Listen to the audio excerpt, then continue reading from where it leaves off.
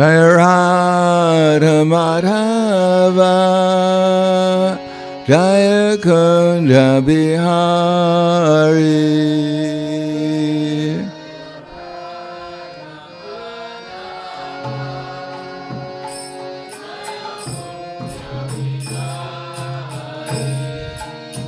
Jaya Radha Madhava Jaya Kunda Bihari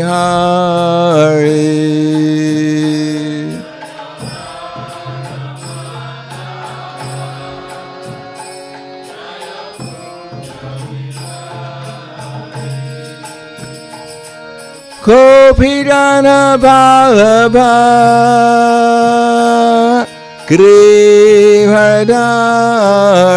Grivadari Jaya Grivadari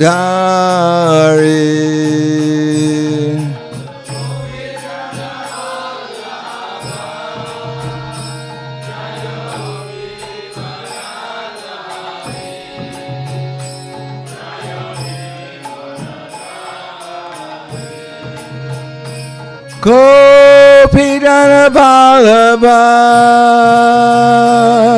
Grivadari Jaya Grivadari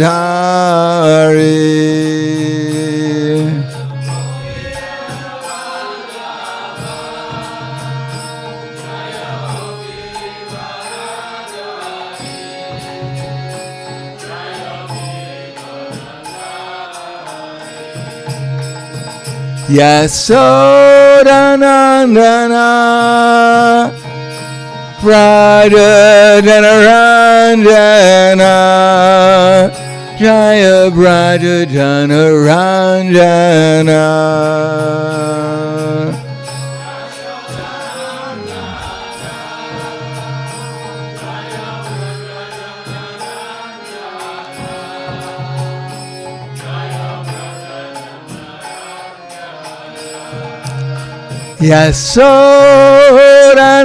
Yasodanandana Brajadhanaranjana Jaya Brajadhanaranjana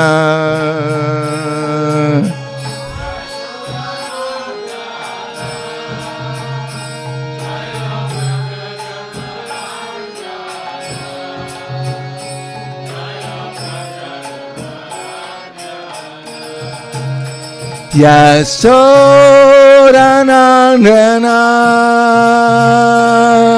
Brajadhanaranjana Jaya Brajadhanaranjana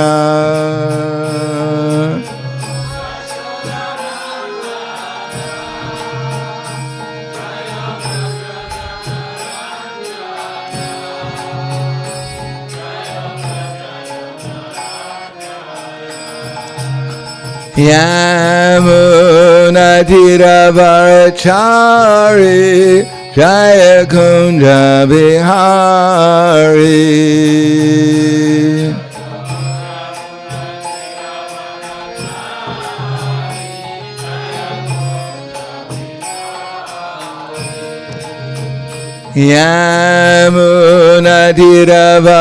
Yamunatiravarachari Jaya Kunda Bihari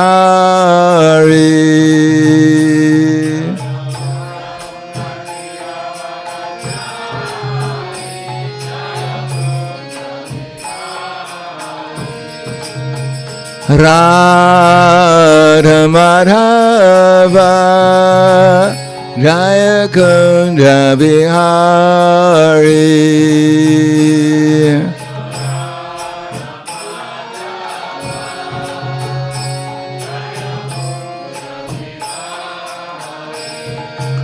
Jaya Radha Madhava Jaya Kunda Bihari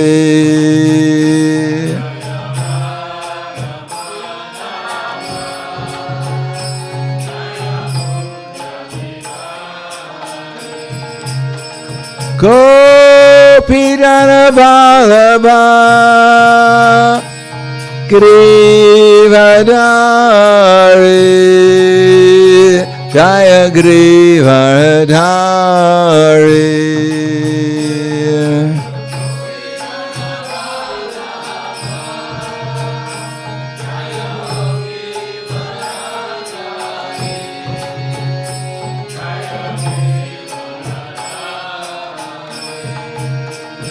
Gopidana Balaba Grivadari, Jaya Grivadari.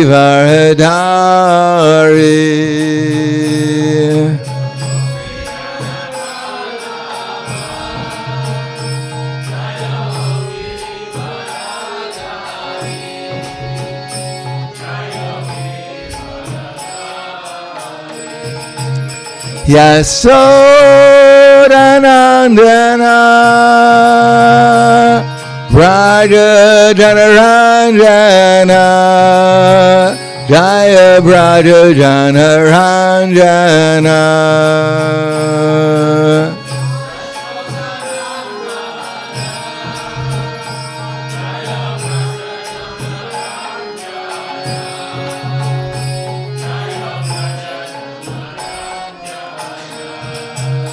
Yamunadiravarachari Jaya Kunja Bihari.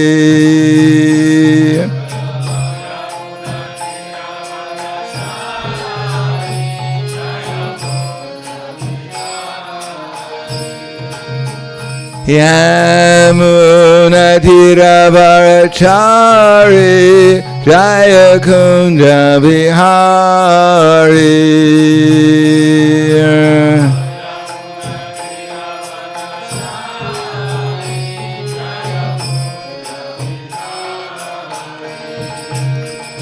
Radha Madhava Jaya Kunja Bihari.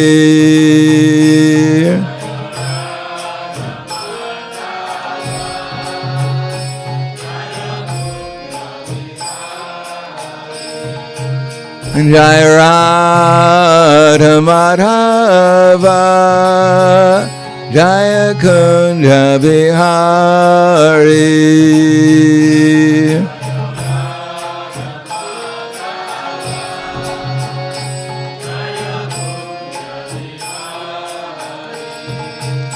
Jai Radha Madhava Jaya Kunja Bihari.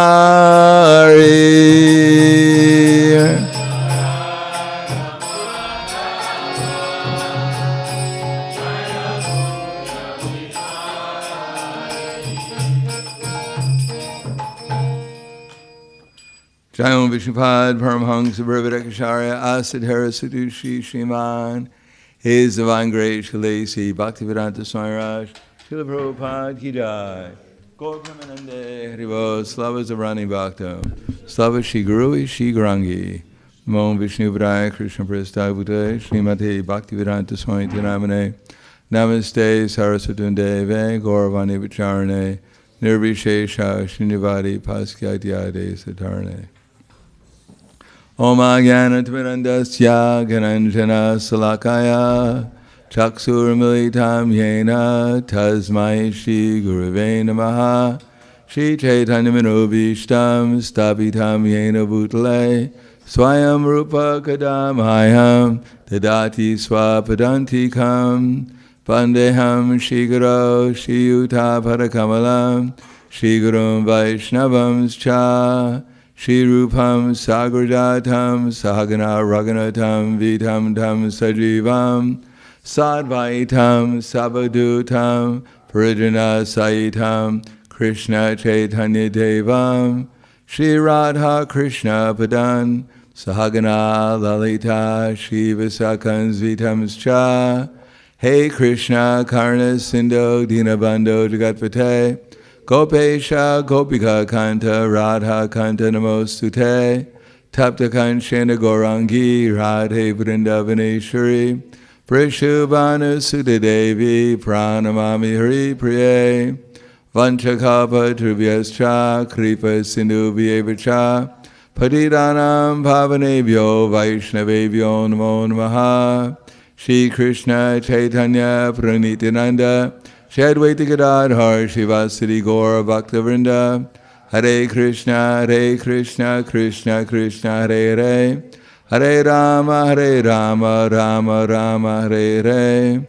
Om Namo Bhagavate Vasudevaya.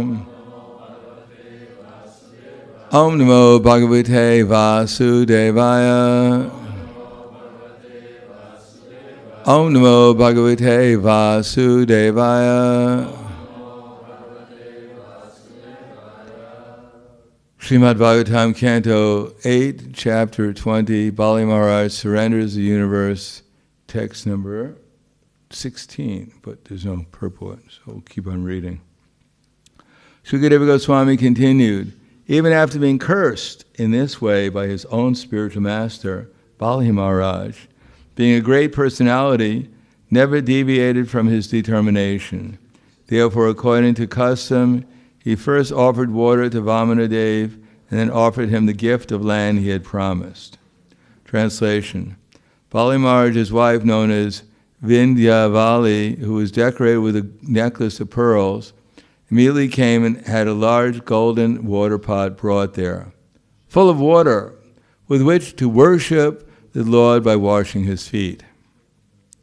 Bali Maharaj, the worshipper of Lord Vamanadev, jubilantly washed the Lord's lotus feet and then took the water on his head, for that water delivers the entire universe. Text number 19.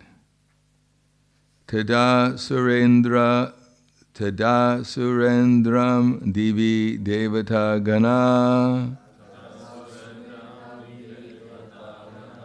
Gandharva Vidyadhara Siddha Varuna Charna Tat Karma Sarvep Grinanta Arjavam Pasuna Varshara Vivrishur Mudanvitaha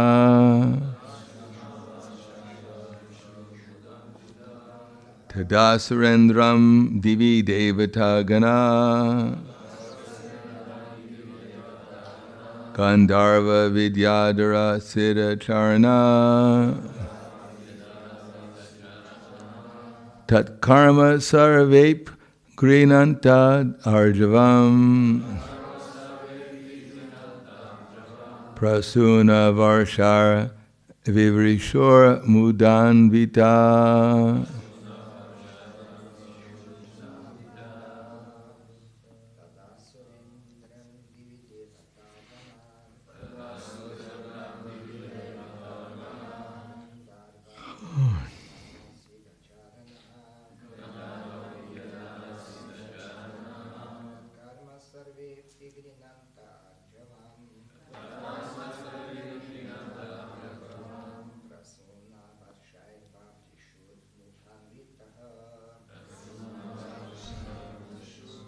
Mudita Tada Surendram Divi Devatagana Gandharva Vidyadhara Siddha Charana Tat Karma Sarvepya Grinanta Arjavam Prasuna Varshara Vivrisor Mudanvita. Tada. Oh, ladies. A little louder.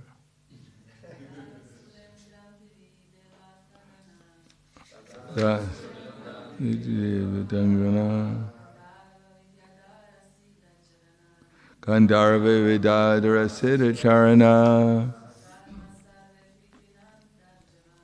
Tat Karma Sarvepya Grinanta Arjavam Prasuna Varshara Virisor Nandvita. Tada. At that time, Asura Indram, unto the king of the demons, Bali Maharaj, Devi, and the higher planetary systems, Devata Gana, the residents known as the demigods, Gandharva, the Gandharvas, Vidyadhara, the Vidyadharas, Siddha, the residents of Siddhaloka, Charna, the residents of Charnaloka, Tat, that, Karma, action, Sarva, Api, all of them, Grinanta, declaring, Arjavam, plain and simple, Prasuna Varshai, with a shower of flowers, Vavrishu, released, Muda Anvita, being very pleased with him. Translation and purport by His Divine Grace, A.C. Bhaktivedanta Swami Srila Prabhupada. At that time, the residents of the higher planetary system, namely the demigods, the Gandharvas, the Vidyadharas, the Siddhas, and the Charanas, all being very pleased by Bali Maharaj's simple, non-duplicitous act, praised his qualities and showered upon him millions of flowers. Oh, you could just imagine millions of flowers being showered upon Bali Maharaj. It's a nice meditation. And by the demigods, the Gandharvas, the great singers, the Vidyadharas, obviously they're very learned, the Siddhas, the perfected personalities, and the Charanas, showering flowers upon Bali Maharaj for his giving away the universe. Purport. Arjavam, simplicity or freedom from duplicity, is a qualification of a Brahman and a Vaishnava. A Vaishnava automatically acquires all the qualities of a Brahmana. Yes, yasti bhaktir bhagavata kinchana, savar gunas tatra samasate sura. A Vaishnava should possess the Brahminical qualities such as satya, shama, dhamma, titiksha, and arjavam. There cannot be any duplicity in the character of a Vaishnava. When Bali Maharaj acted with unflinching faith and devotion unto the lotus feet of Lord Vishnu, this was very much appreciated by all the residents of the higher planetary system. Namo Vishnu Praya Krishna Prastaya Bhutaya Srimate Bhaktivedanta Swami Namane Namaste Saraswatunde Ve Gauravani Pacharane Nirvishesha Srinivadi Paskyatyade Satarne. So Bali Maharaj is one of the Mahatmas. Swayambhur,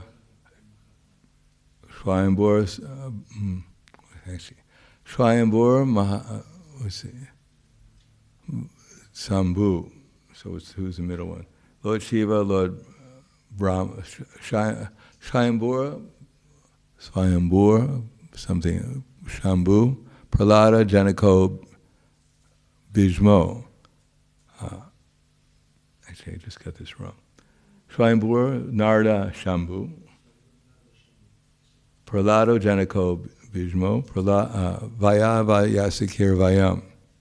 So, we have 12 Mahajans headed by Lord Brahma, Swayambhur, Narada Muni, Shambhu, and then we have, who's the next one? I don't know, I think it's Prahlada, Janako, Bhishmo. That's the third one. So it's Lord Shiva, Lord Brahma, the four Kumaras. Kumara, Swayambhu, Narada, Shambhu, Kumara, Kapilo, Manu, Prahlada, Janako, Bhishmo, Valir, Vayasakira, Vayam. So Balir is Bali Maharaj. So he's considered to be a Mahajan because he surrendered everything to Krishna. And is advised in the Mahabharata, Tarka apratishta shutiya vibhina nisavarishira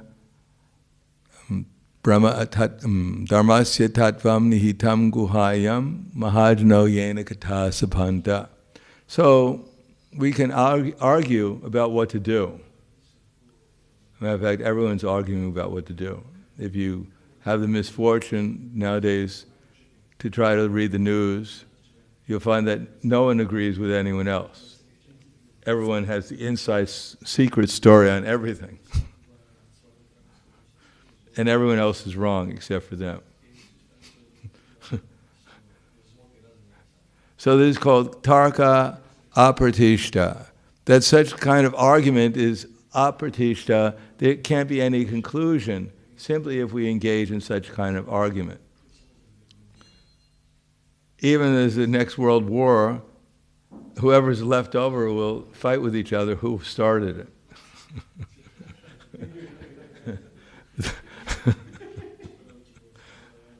3 or 4 people remaining on the planet will kill each other over arguing over who started the war. So this is called apratishta. It's unsteady. Shrutiya vibhina. And even when we take shelter of the scripture, the shruti means that which is heard. But we can hear so many things from authorities. Everyone has their shruti. Nowadays, for some people in America, Time magazine is shruti. Or I don't know here if anyone believes the newspaper. But some people do.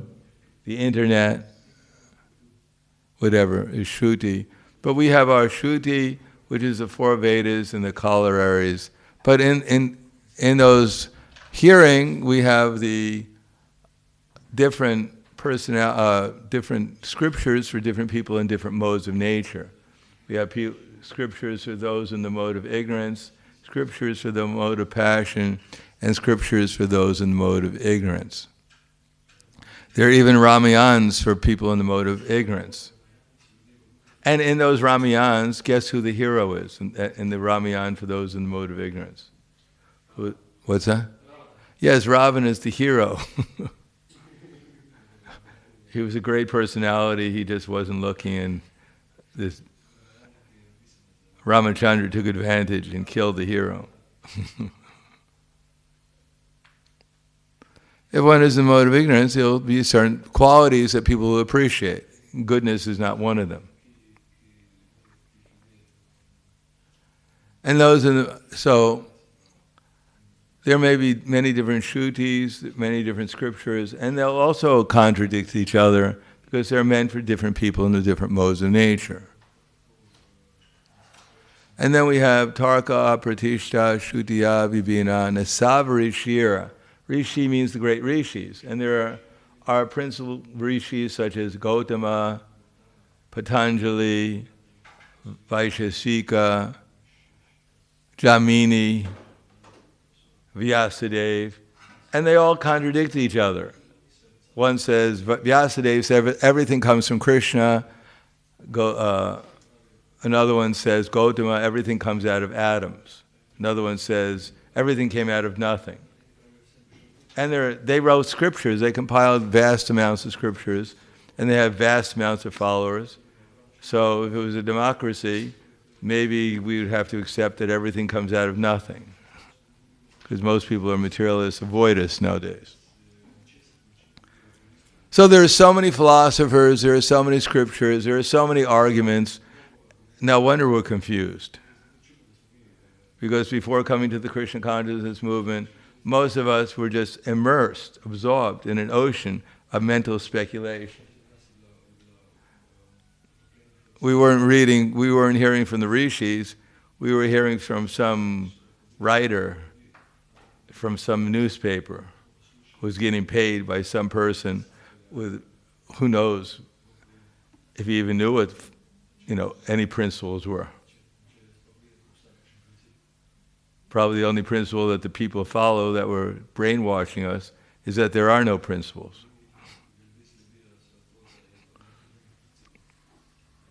And so being absorbed in that ocean, dharmasya tattvam nihitam guhayam. If we actually become interested in finding out what reality is, which most people don't really want to find out, just like I mentioned, my mother, after I was in the movement for 50 years, practically speaking, a little bit less, she would never listen to anything. She didn't want to hear anything about Krishna consciousness. It was the last subject matter she wanted to hear about. And then one day, in a moment of weakness, she turned to me and said, "What is your philosophy anyhow?" And then she said, no, don't tell me, don't tell me. So most people really don't want to hear this philosophy. They don't want to spoil their materialistic lives.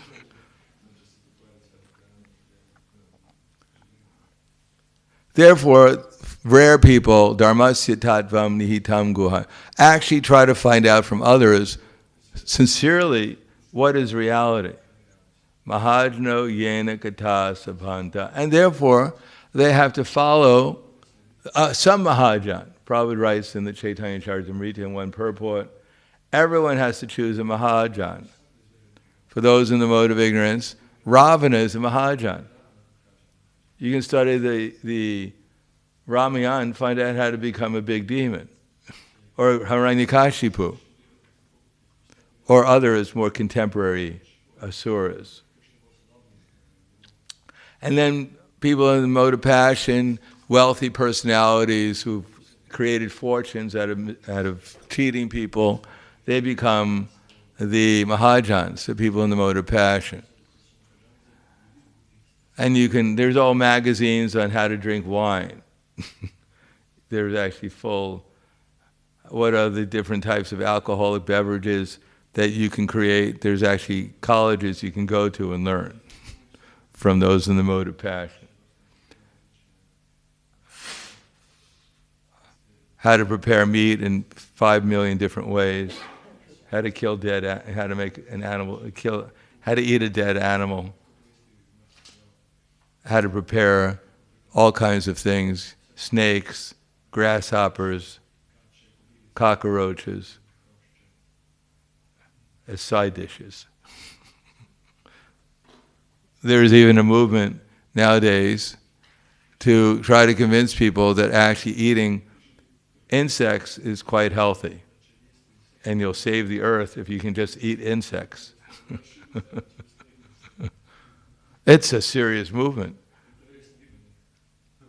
People on television, they eat fried grasshoppers on television. So this is called I guess it's ignorance, but it's also some passion. And then there's some people in the mode of goodness. We're not very good nowadays, but anyhow, they're better than everyone else. Save the penguin, save the whale, kill your children, but the penguins, we got to save the penguins.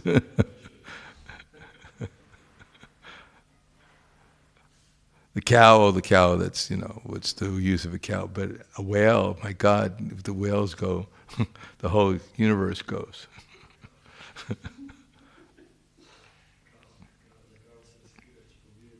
So people don't know what the standard of goodness is. They don't even know that they're in ignorance. They think they're enlightened. The more titles, the more letters you put after someone's name, the more they think they're enlightened. Although they may not follow any principle whatsoever of controlling their mind and senses, but they think they're enlightened. Although they're in the darkness of ignorance. So what's the standard? Well, that everyone has to judge for themselves. That's why we have the material world. Everyone can become convinced that their standard is real and everyone else's standard is not real. But here we find, at least in Srimad Bhagavatam, that the demigods, they're appreciating Bali Maharaj's service of offering everything to Lord Vishnu. Of course, 99.99% of the people at least outside of India, probably don't believe in demigods. So whether the demigods showered flowers or the demons showered flowers, or we got a bunch of flowers and threw it on them also, wouldn't make any difference for most people. Because they don't believe in the demigods. They don't believe anyone could shower flowers from the sky unless you went up a helicopter and did it. What to speak of the Bali Maharaj, that Vamadev expanded himself in the whole universe. For them, the whole thing's a mythology. Just like they don't believe in goodness. They have no idea what mode of nature they're under. Therefore Krishna says, Ukramantam siddhim vapi, bunjana vagunanvita, vimudo nanapashanti pashanti jnana chakshusha. The foolish, they cannot understand how a living entity quits his body, or what kind of body he enjoys under the spell of the modes of nature. But those whose eyes are trained with knowledge can see all this clearly. So even before we get into what the modes of nature are, which should be for a person who's half conscious, an understanding, ignorance means lack of consciousness, and goodness means full consciousness in the sense that one can understand that all living entities are just like oneself, for instance. Prabhupada was giving a lecture talking to the devotees in Bombay, and he mentioned to the devotees in Bombay that when someone pinches you, you feel some discomfort. Now, whether you're an Indian or you're a Westerner or you're from Africa or anywhere, if you're pinched, you feel some discomfort. It's not that people with a white skin, they feel discomfort, but people with a black skin, it makes no difference to them. But they want to imagine that there's something different, that you're not real, you're not really up to our standard, that therefore we can pinch you and it won't make any difference because you have one color skin and we have another color. Or you're an animal, if we torture you, then that's all right because we have the power to do it. It's like you have a child, you say, my dear child, I think we're going to eat you today. I hope you have no objections. Wait a second, I don't really want to be eaten, sorry. You have no power to say no, because we have the power to eat you. And therefore, might makes right. Or in Africa, they have one tribe, they say that if you're alive, you're good, and if you're dead, you're bad. So if we kill you, you're bad. And if we're alive still, then that means we're good. Very simple way of looking at the world. You can't feel any conscience or guilt of what you do because you have no brains, because you're in ignorance.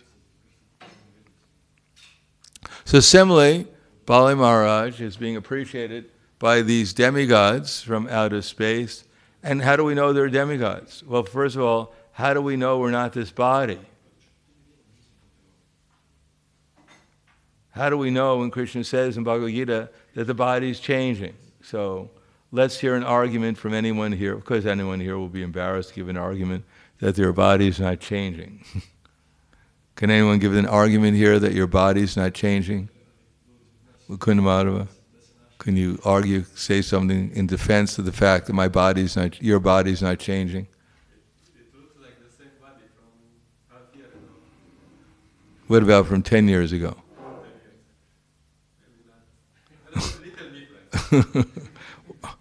What about 25 years ago? It was the same but smaller. It was the same but different. Yes. How can you argue with such philosophy? It's the same but different. It makes the sound of one hand clapping. If you don't understand it, you just don't understand Zen, that's all. So Krishna says the body's changing, but the person within the body is not changing.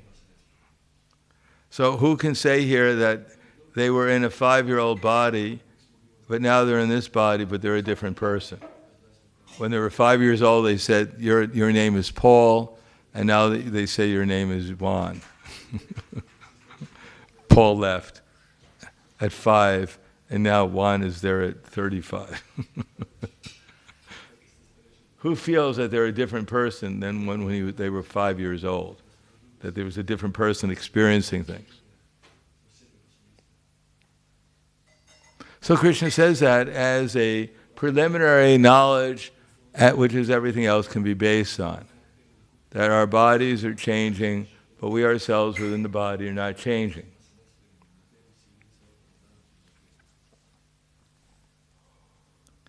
Now, here we talk about the demigods. First of all, we have to understand that with all this knowledge, you can go today and you can spend 24 hours on the internet. It's probably unlikely you'll find any website or any local news which will tell you, don't worry, we're not this body. Everyone's eternal. The wise lament neither for the living nor the dead. I don't think this is going to be quoted in any news article today.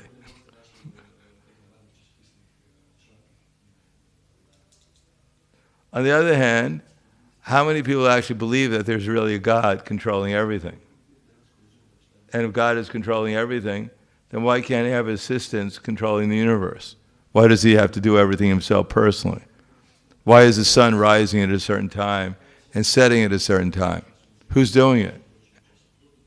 Well, if they say accident, all right, then throw up a whole bunch of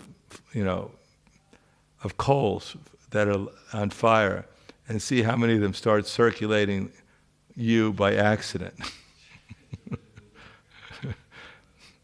We'll let you do it for 3 years and see if any of them start circumambulating you by accident.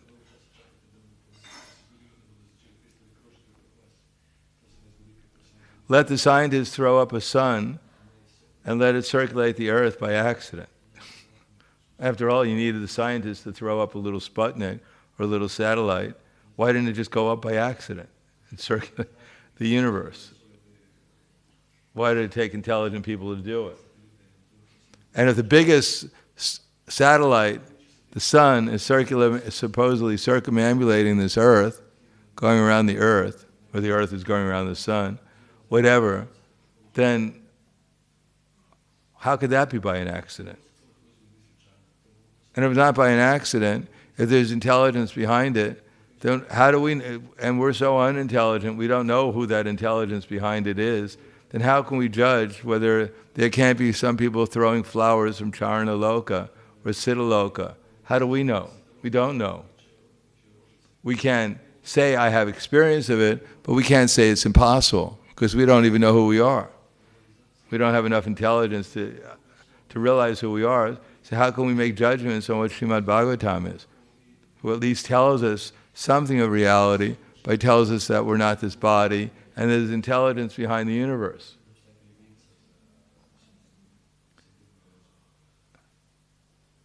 So we can conclude that we may not blindly accept Srimad Bhagavatam, but the point is, because it's the Srimad Bhagavatam, if we read it and concentrate on it with faith, and even experience it by thinking about it, then we'll actually come to a different level of consciousness ourselves. We'll come closer to the Bhagavatam's pure goodness. And then we'll be able to perceive for ourselves the difference. Just by reading Bhagavatam or chanting Hare Krishna, we become purified, and therefore we can experience reality closer to the fact that I'm eternal, I'm full of bliss, and I'm full of knowledge, and that there's a Supreme Person. We don't need the affirmation of fools and rascals to decide whether Bhagavatam is valid or not. We can experience it for ourselves.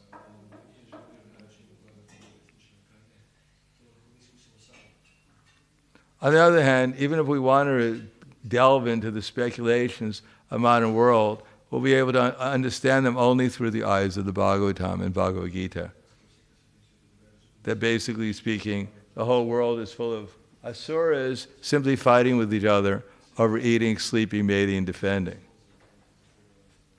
without any higher goal of life, because they're all in ignorance. And therefore to hear from them is a waste of time. Just like Bali Maharaj heard from Shukacharya, and he thought it was a waste of time. Better to concentrate on Vishnu and to perform devotional service to Vishnu, rather than wasting my time listening to an asura like Shukracharya. So I'll stop there. Thank you. Any questions or comments?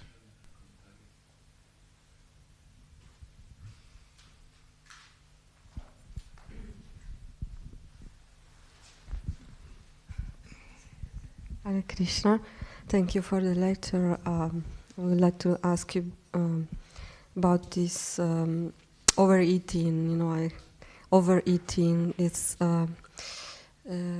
like included in the transformation inside the body. Yes, prasadam can be like intoxication. Inside because of chemical transformation is like too much, and so it's included in this principle that no intoxication, overeating. Well, in the Nectar of Instruction, atyahara priyasa cha prajalpo niyamagraha jana sangasrilo yam cha shad bhaktir vinashiti. There are 6 principles that destroy pure devotional service. And the first one is ati, too much, ahara, too much eating. Too much eating will lead to priyasas, over-endeavor, which will lead to prajalpa, idle talk, which will lead to not following the rules and regulations properly, or following them without any real understanding of what we're doing. It'll lead to fall down. Thank you. Anything else?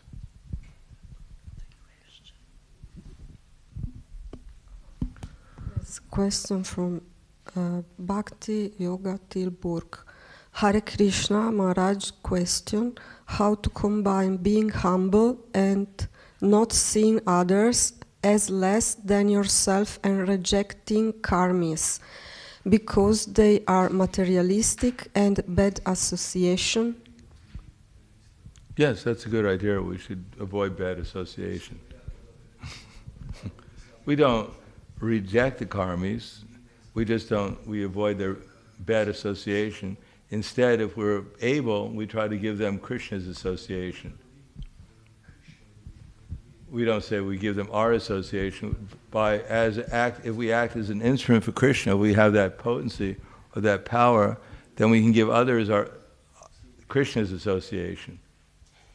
If we're carrying Krishna within our heart, and therefore help them.